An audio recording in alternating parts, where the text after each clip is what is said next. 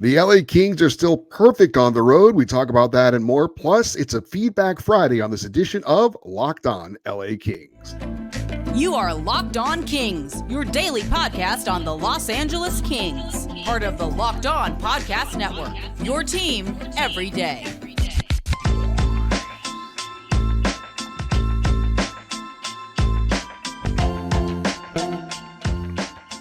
Hey, Kings fans, welcome to Locked On LA Kings, part of the Locked On Podcast Network, your team every day.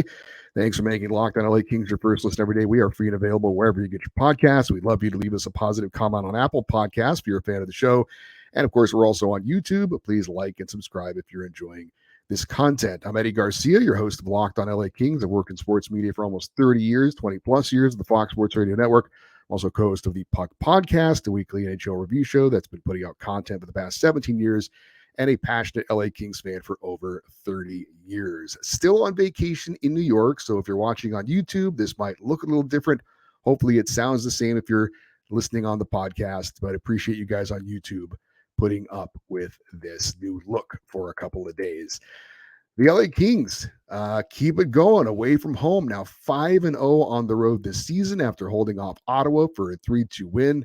LA is the only 5-0 team in the NHL right now, and the Kings also extend their franchise record for most consecutive road wins to start the season. Now, if you missed the game, we'll give you a quick recap. First period, LA would strike first after an Adrian Kempe shot on goal. Quinton Byfield made a nice pass down low to Trevor Moore. He immediately put it into the high slot to Philip Deneau, who would put a shot on net and then get his own rebound and score, and that made it 1-0 Kings for Deneau, his third goal of the season. Chalk up another goal for the second power play unit as well on that one. In the second period, the Kings made it 2-0 with another fourth-line player getting it done. Carl Grundstrom creating a turnover after putting a hit on one of the Ottawa players. That would get the puck to Adrian Kempe, who went down the left side of the ice and then passed it back over to Grundstrom, who got rewarded for his great forecheck and hustle down the ice to score, make it 2-0. Grundstrom tied for second on the Kings right now with Drew Doughty with 4 goals on the season. Andrei Kopitar would make it 3-0 late in the second period. Kempe passing the puck to defenseman Andreas Engelland. He would put a shot on goal. Kopitar was in front of the net. He put in the rebound. And it was looking like this one was going to be a laugher. But Ottawa did get a power play chance late in the second period, and they were able to score on that power play opportunity. Dominic Kubalik, a former LA Kings draft pick, you might or might not remember, made it 3-1. And then early in the third period, Kopitar got hit in the face of the puck. He was injured, skated off under his own power to the bench. But while he did that, it was essentially a power play opportunity for Ottawa, and they were able to score on it to make it 3-2. I know that they were talking on the broadcast about maybe they should have blown the play dead because of an injury to a player. I actually thought it was the right call. Usually referees only do that if it's a player in serious distress. Now, Kopitar was hurt. I'm not suggesting he wasn't, but usually they'll only blow a play dead and take away a scoring opportunity potentially for a team if a player clearly needs medical assistance immediately. I don't think you could say that about Kopitar, who got hit in the face, and fortunately he would end up being okay. So there was still plenty of time left in the third period for Ottawa to tie this thing up, but they were not able to do so thanks to some good play by the LA Kings, and they would skate off with the 3-2 victory. Some stats in this one. The Kings did outshoot Ottawa pretty handily, 38-26. Special teams battle saw each team score on the power play. LA was 1 for 4, Ottawa was 1 for 3. The Kings did lose the faceoff battle, 33-23. Ottawa did block more shots, 21-12, and they out-hit LA, 24-16. But overall, a great effort by the Kings. It would have been nice if they didn't make it a little bit interesting. But in the end, they were the better team. They deserved to win. And like we said, they keep that perfect mark on the road intact. Did want to check some of the storylines that we talked about on Thursday's show about Ottawa versus LA. And the first one was former Senators goalie Cam Talbot facing former Kings goalie Jonas Korpisalo. That, in fact, did end up being the matchup. Talbot would end up beating his old team with another strong effort, allowing 2 goals on 26 shots. He's now 5-1-1 on the season for the Kings. He's played in 4 straight games, started 3 in a row. Be interesting to see if Todd McClellan sticks with him for the next game Saturday in Philadelphia. If you've ever seen the old baseball movie Bull Durham, the main character in there, Crash Davis, played by Kevin Costner, has a great quote. He says, "Never F with a winning streak." Of course, he didn't say F. He said something else. But it's not hard to want to keep that philosophy. And the Kings obviously have had the same lineup for most of the season, ever since Arthur Kaliyev came back from suspension. That's been playing pretty well. So you don't want to mess with things when things are going good. That's just basic. But I'm still wondering how long Tom McClellan is going to go with Cam Talbot. Again, he's playing well. The Kings are winning, so I get it. But at some point, as we've said, he's 36 years old. We're going to have to get him some rest at some point because the bigger picture is in mind. We need to keep him relatively, fresh as much as it can be come playoff time. That means that one of the other goalies is going to have to step up. So when is Phoenix Copley going to get another chance? Will it be against Philadelphia on Saturday? That remains to be seen. He has not played since being pulled in the first period on October the 27th. Also, another storyline we had going into this game was the Quinton Byfield, Tim Stützle story that some of you may be incredibly tired of, but it is still something that it gets talked about. And of course, that's the number 2 and number 3 picks overall in the 2020 NHL draft. Byfield, number 2 to LA, Stützle, number 3 to Ottawa. And we all know Tim Stützle to this part in his career has had a better career than Quinton Byfield. There's no question about that. But we're living in the moment right now. And Quinton Byfield had a better game, I thought, than Tim Stützle, who is the Ottawa Senators' leading scorer. He had a couple of decent scoring chances, but in the end was kept off the scoreboard, had no points, and was a -1 in the game. Quinton Byfield, I thought, was active and noticeable throughout the game. He was able to finish with an assist. He also set up Adrian Kempe more than once for some great scoring chances, and he even had a breakaway coming out of the penalty box. Did Quinton Byfield unfortunately couldn't score on a nice backhand move, but for what it's worth, right now in this game, Quinton Byfield I thought did look better than Tim Stützle. I'm not suggesting he's a better player than Tim Stützle right now, but for this one game, I thought Byfield was better. And for those of you that love to complain about the Kings taking Quinton Byfield over Tim Stützle, our friends in Ottawa have reminded me of the fact that they're still not over the fact that Ottawa did not select Anze Kopitar back in the draft in, 2005. They could have taken Kopitar 9th overall. Instead, they went with a defenseman named Brian Lee, whose career has come and gone. Meanwhile, Anze Kopitar, who was taken 11th overall by the Kings, is obviously in his 18th season. Is going to be a Hall of Famer and is still producing. So there's that side of it as well. When you're talking about players that weren't drafted, things like that, the Kings did have a selection that the Senators didn't take, and it's worked out extremely well for the LA Kings. So something to think about. As for Anze Kopitar, talking about scoring his 5th goal of the season, he's tied with Trevor Moore for the team lead. It was the captain's 398th goal, so he's 2 away from becoming the 4th skater in LA Kings history to get 400 goals. And Kopitar also now has 3 points. He's now 3 points away from Luc Robitaille for second most points in franchise history. So the Kings are 6-2-2 on the season. If you would have told me at the start of the year, considering the Kings' tough schedule to start the year with Victor Arvidsson out, if you would have told me LA is going to be 6-2-2 after 10 games, would I be happy with that? And the answer would be absolutely. I would be happy with that. And I've been pretty happy with the way the Kings are playing, obviously on the road. How can you not be? They haven't lost a game. But overall, the Kings are playing some very, very good hockey right now. So hopefully they can keep it going. They got Philadelphia on Saturday, and there's a chance the Kings may face another familiar face in net like they did with Joonas Korpisalo. And we'll talk more about that. Well, actually, we'll talk more about it right now. That was another storyline for this game was Joonas Korpisalo against Cam Talbot.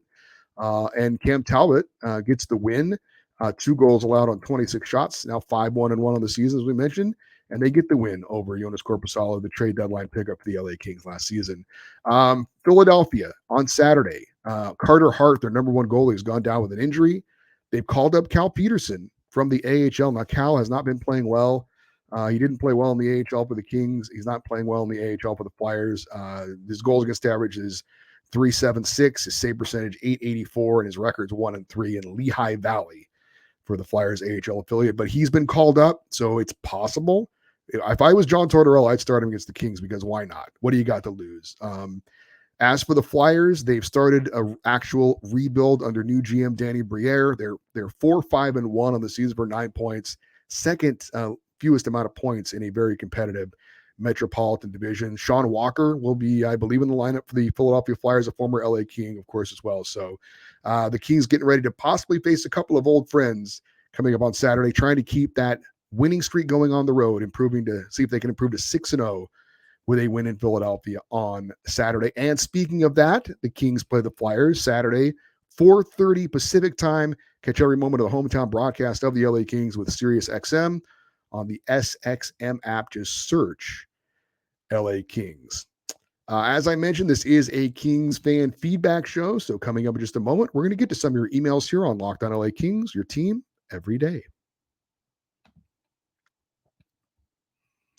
But real quick, I need to remind you that if you are a business owner, then there are times when receivables might fall behind, but that doesn't mean you need to fall behind on vendor payments, payroll, or rent.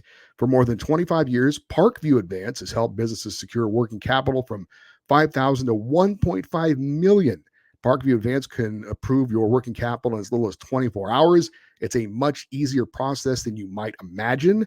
We invite the many entrepreneurs that are locked on NHL fans to learn more by calling Parkview Advance at 203-675-0071. That's 203-675-0071. Or go to parkviewadvance.com. If your business needs working capital, call Parkview Advance today. Parkview Advance, helping businesses with their working capital. Go to parkviewadvance.com.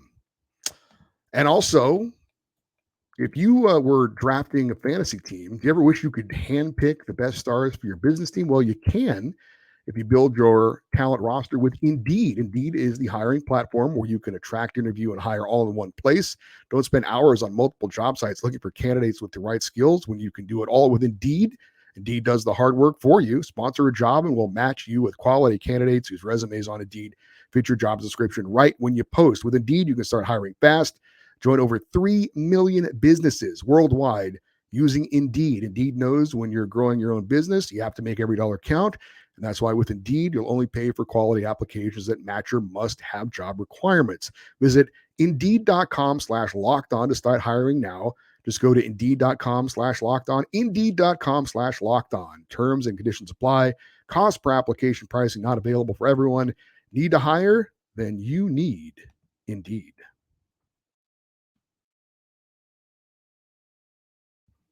All right. Want to get to some of your emails, and thanks to everyone who sent emails over the past week or so. And in the interest of time, I did do a little editing on some of the emails. A lot of you wanted to comment about the Adam Johnson tragedy, and certainly understand that.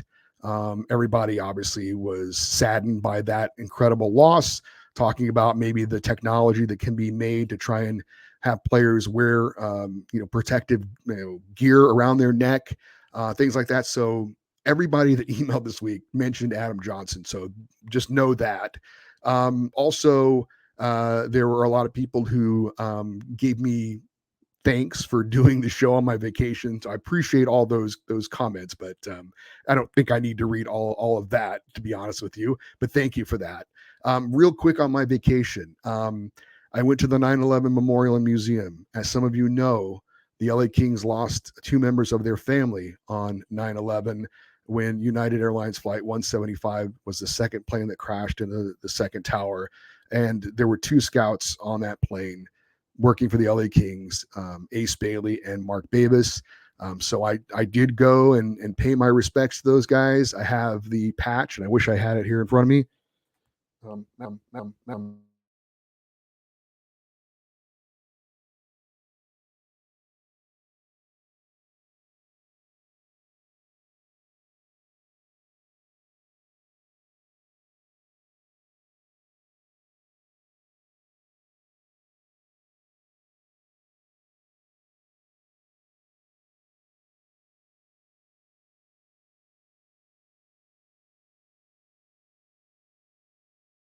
All right. Hopefully you are now hearing me. I apologize for that. Technical issues here.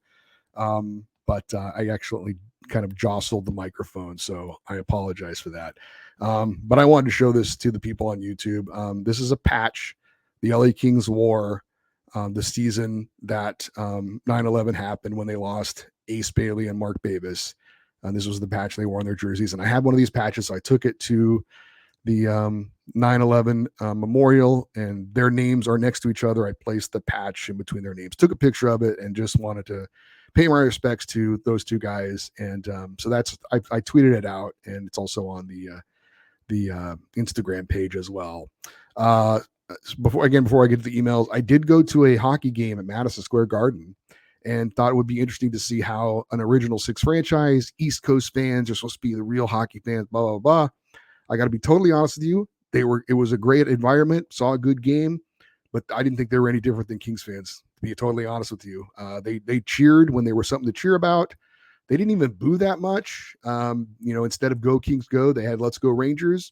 But I thought it was very similar to the scene that we see in Los Angeles. So, for all the people that think that the East Coast is superior and they've got the real fans, all I can tell you is my experience with it. One game, I've seen a game in Pittsburgh before. I think they're pretty much the same as Kings fans, just being honest about it. So let's get to the emails now. And our first one comes from Mort in Oregon, and he says, "Daily listener, thankful for you and the show. Kings are off to a great start, especially on the road. I think this speaks to the leadership group and the core of the team being together for a few seasons now.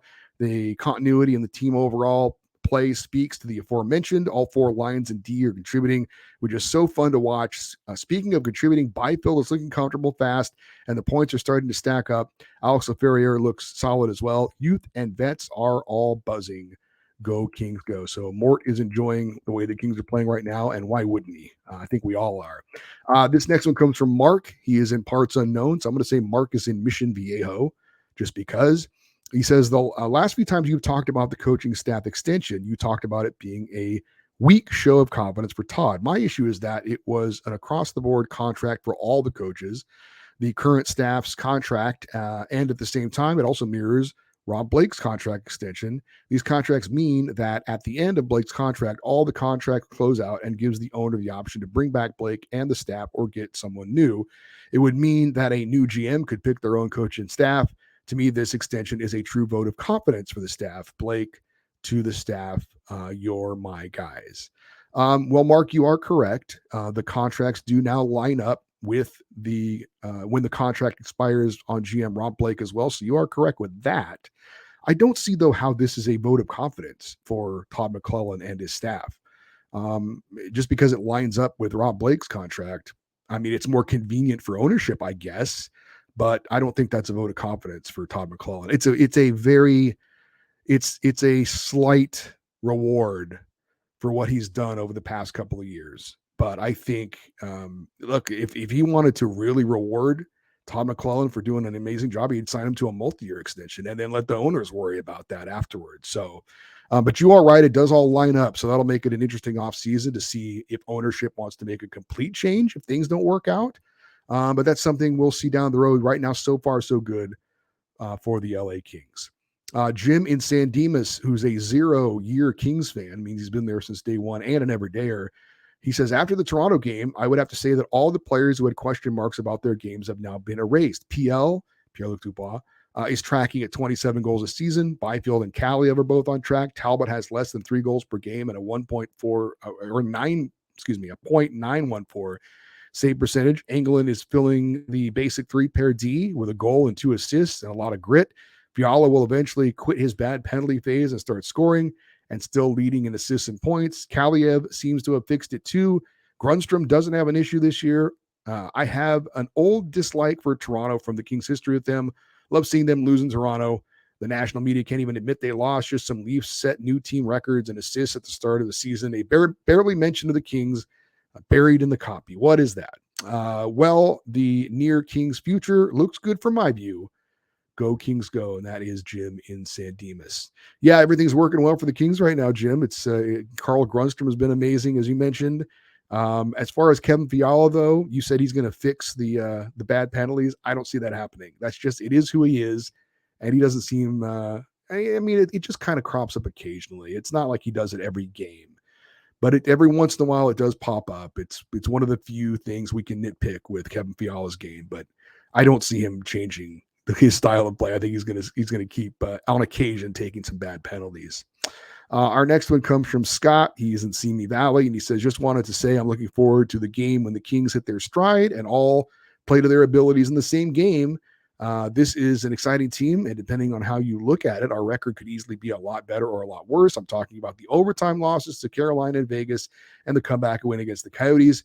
If it wasn't for some vintage play from Drew, we could have been put 2 more regulation losses right now. At the start of the season, I said I'd like to see Copley and Rittich in net, but what do I know? Talbot has looked steady, focused, and is working hard and making the saves.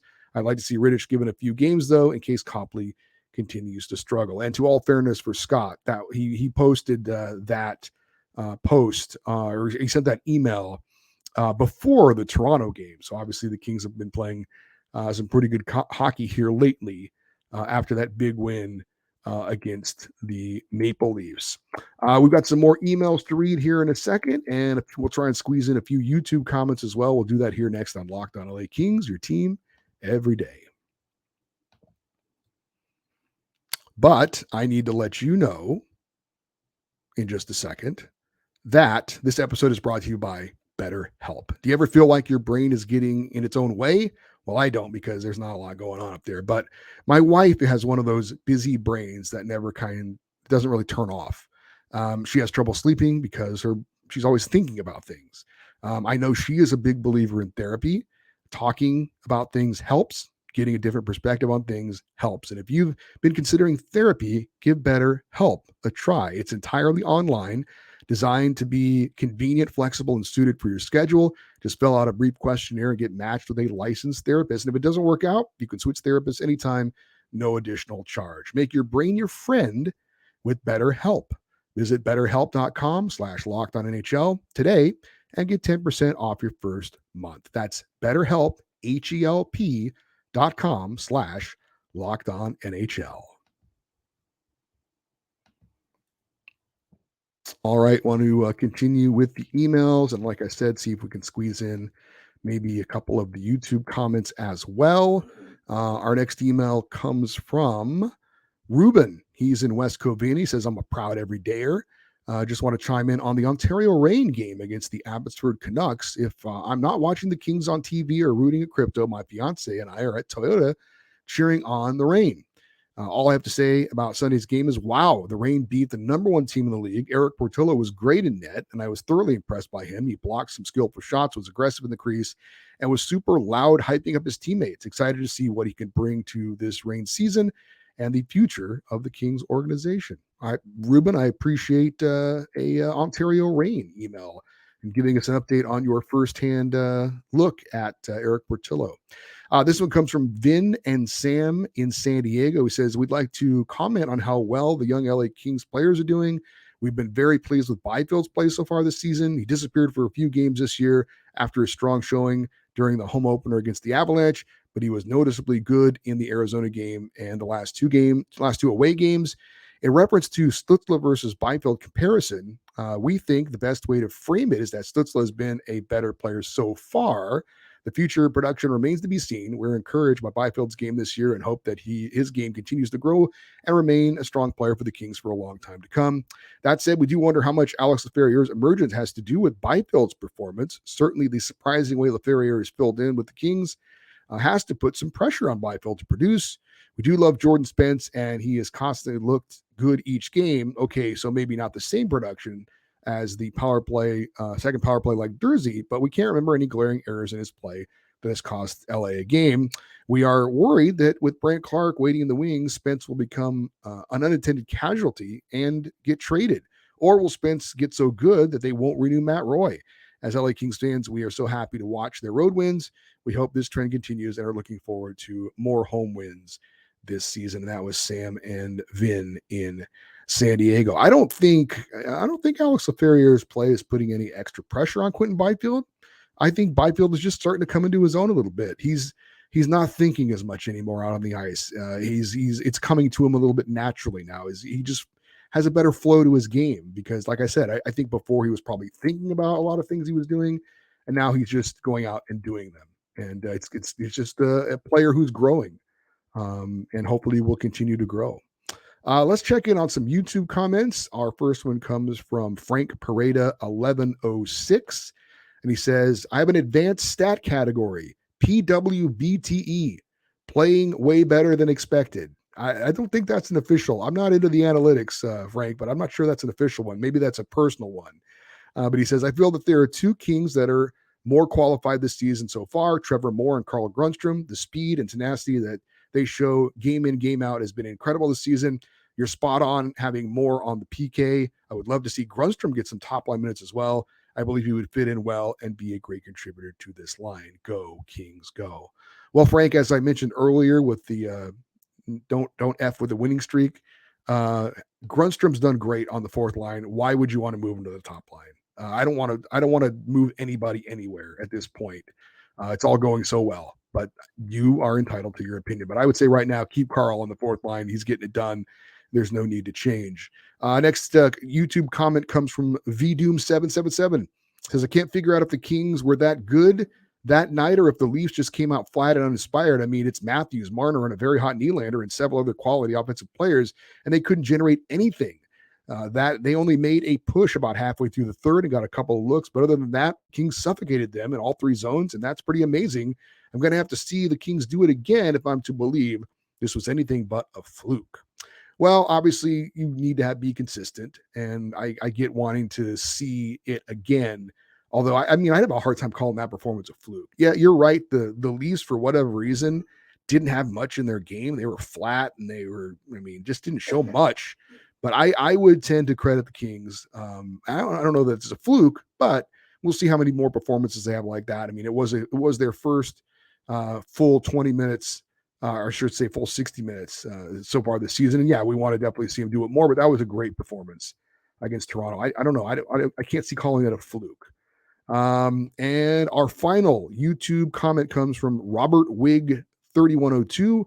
He says, "Talbot made me nervous for the season opener and Talbot made me nervous for the season in the season opener, but he has soothed my nerves with each appearance since. The balanced scoring across the top three lines is no surprise, but the fourth line is doing a lot with limited minutes. Louis, Lizotte, and Grundy are a nice complement of players. All three have grit and glue to their game, and all can put the biscuit in the basket. Great show as always. Go MF Kings, go." That's from Robert. Hey, thank you guys for all of the emails and the YouTube comments. Really appreciate it, and keep them coming. So this show isn't possible without you guys participating. So thank you for that. For you everydayers, those of you that listen and watch Locked On the Kings every day, Monday, we're going to have a recap of the Kings game in Philadelphia. We'll give you any news that comes out over the weekend involving the LA Kings, and probably have a rain report as well, as I'm sure they're playing over the weekend. I do want to say thank you guys for putting up these different shows that we've had here for a couple of days, and we'll have one more on Monday as we wrap up the vacation here in New York. The email address, you want to send an email, lockedoneddie@gmail.com. Of course, you can always post your comments on the YouTube episodes as well. And stay connected with the show by following us on X or Twitter. And also on Instagram, we are at Locked On LA Kings, and I posted some photos of the New York trip as well. So you might want to check that out. I'm Eddie Garcia. Thank you as always for listening and watching this episode of Locked On LA Kings, part of the Locked On Podcast Network. Have a great weekend. We'll talk to you on Monday. And as always, go Kings, go.